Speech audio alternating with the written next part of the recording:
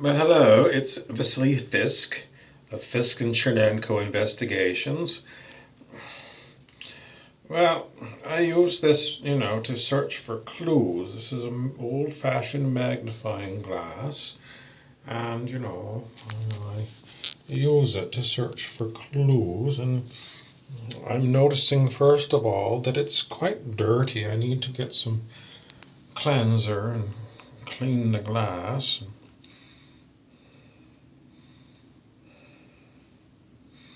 Anyways, we've been looking for a lot of clues, and the investigation that we're working on is several. Little by little, one of our cosmic characters has gone on a quest, and he didn't say very much when he left, and we have not been able to make contact with him, and we're not worried about him. We're desperately worried about him. No one understands that the cosmic characters are mostly what you call she. They're like fairies, and fairies are very emotional beings. And when someone goes missing, or even when they say, I'm leaving, it's like in The Lord of the Rings when the hobbitses were, they're binding themselves together to go and do their. Well, there was Sam Gamgee and Frodo had to take the ring to Mordor, and then Merry and somebody else had to go and they were helping out somebody else, and Aragorn and some of those other people were doing something else. But anyway, when they get all together and they have a wonderful time, but then they got to separate, and then they get very emotional because they don't like those kind of partings. I mean, they have to do it, but it's very emotional, and that's what it's like with the fairies when one of them decides to go off on a quest and hasn't been heard from for a few days. Anyways, so I was looking for clues to see if I could figure out, what little by little. Little by little is the name of this little creature. If you think of Donald Pleasance, the actor, this is what little by little is like. And I'm not allowed to tell you that he's, just know that he belongs to that. I don't know, now they're backtracking. I've got a little earpiece in here, and the producer Bob Frizzell, sometimes he yells in my ear, "Don't say anything else about it, Vasily. I'm gonna dock you pay." So it's very hard to continue your train of thought when you got Frizzell blasting through your ear and saying, Okay, I gotta show you. There's no earpiece. How does he do it? Well, they use microwaves. And you can send microwaves to the bones in your skull, and they'll vibrate the bones in your skull into sound waves, and then you hear it.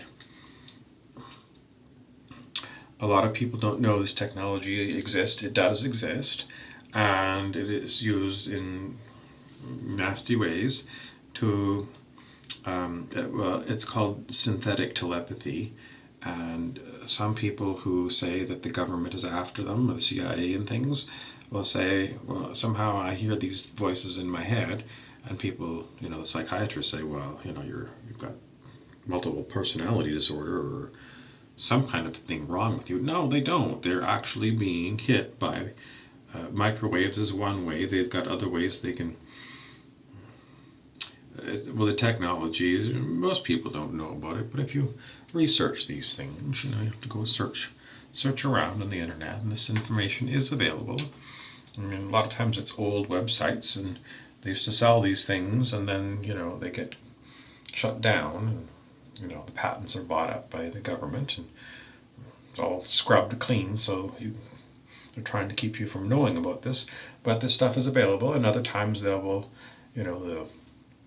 broadcast the microwave to your head, and they'll say, this is the voice of God speaking to you. And, people who are very religious are like, oh my God, God is speaking to me. So, If you're a psychiatrist and you're listening to this, this could be why the person is showing up and saying, I'm hearing voices. It's because they are hearing voices and the technology exists to put it in their heads. And if you're religious, just know that this thing is available. So, if the voice of God is telling you to go and, sign over all your money to wherever, I don't know who they would say, maybe some individual is going to show up in your life and you have to give them all your money. Well, the thing is that I don't know how you protect yourself from synthetic telepathy. I mean, if they're sending you a microwave, and they could even, maybe they're going to hit you with a microwave that comes from a satellite in a tight beam. There's other things I heard of recently where your brain has a certain frequency unique to each human, and it's based upon your unique DNA. So if they capture your DNA, say, through a blood sample, or maybe, I don't know, they could get, your DNA from skin cells, or, if you spit somewhere, maybe they could collect that if they're following you. I don't want to make you paranoid, but I'm telling you, I'm Vasilly Fisk, and I know these things.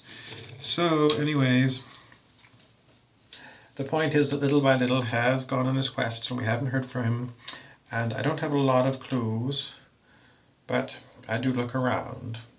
And, we're trying not to be too worried about him. I suppose I've talked long enough. But do research these things, synthetic telepathy. If it gets in the wrong hands, it can be very dangerous to people.